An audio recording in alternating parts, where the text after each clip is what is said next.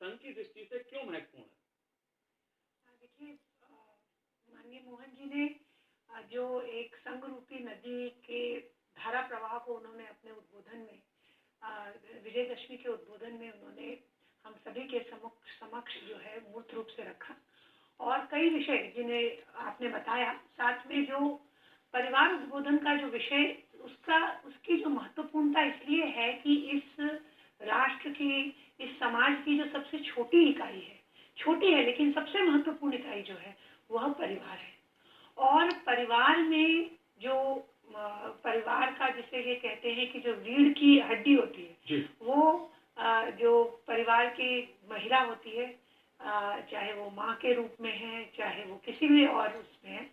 उन्होंने इस बात पे इसलिए बहुत जोर दिया क्योंकि आज की अगर आप वर्तमान परिस्थिति जो देश के समक्ष है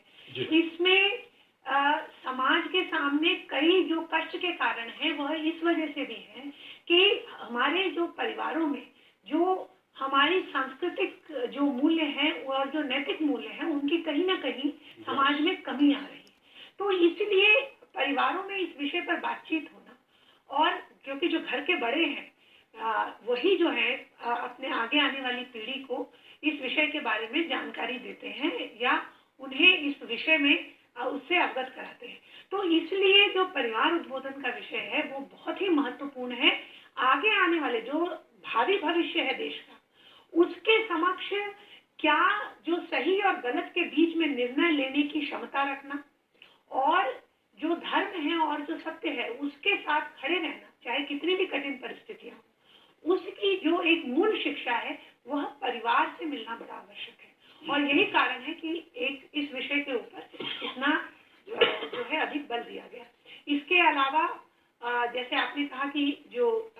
हिंदुत्व या हिंदू राष्ट्र का विषय है, इसके ऊपर आप शायद अलग से इस विषय पर बातचीत करना चाह रहे हैं। और साथ ही एक उन्होंने जो नव उदारवाद के प्रति जो दृष्टिकोण है संघ का, उसके प्रति भी उन्होंने जो है अपनी बातचीत रखी कि चाहे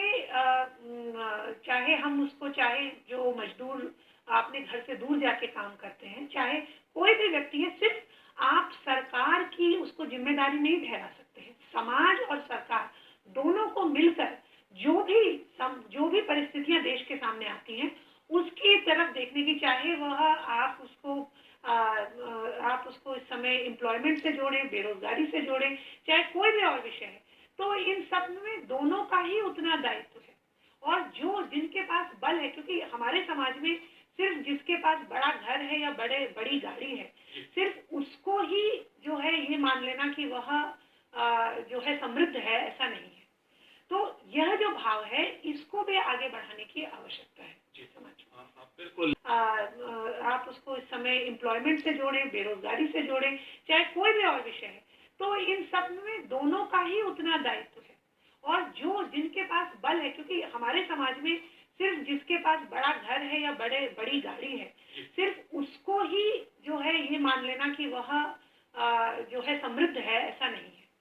तो यह जो भाव है इसको भी आगे बढ़ाने की आवश्यकता है समाज में। बिल्कुल। अभी जैसे अरुण जी ने भी कहा, आपने भी बताया, देखिए जो अगर आप देखें तो जो भारतीय दर्शन है उसमें ही जो एक धर्म पालन, हर चीज जो है वो धर्म पालन से जोड़ी जाती है। और जो सेवा भाव है, सेवा भाव भी एक बड़ा महत्वपूर्ण मानवीय धर्म है। और यही कारण देखिए कि कोई व्यक्ति अपना मकान बनाता है, साथ ही धर्मशाला क्यों बनाते थे? धर्मशाला उसका नाम ही इस कारण से दिया जाता था क्योंकि वो धर्म है कि किसी और के लिए भी इस तरह के रहने की व्यवस्था की जाए। ऐसे ही कोरोना काल में भी, और क्योंकि जो संघ की जो मूल दृष्टि है उसमें धर्म पालन एक बहुत महत्वपूर्ण भाव है और इसीलिए सेवा भी एक बहुत महत्वपूर्ण भाग है उसकी, कोई भी जो भी कार्य पद्धति है उसका। अभी कोरोना के काल में एक विषय जो मैं यहाँ लाना चाहूंगी वो है कि हमारे समाज में विभिन्न समुदाय हैं और उन समुदायों में कुछ ऐसे समुदाय हैं जिन्हें कि समाज जो है थोड़ा हीन दृष्टि से देखता है। जैसे हम जानते हैं कई जो सेक्स वर्कर वगैरह हैं उनके सामने इतनी बड़ी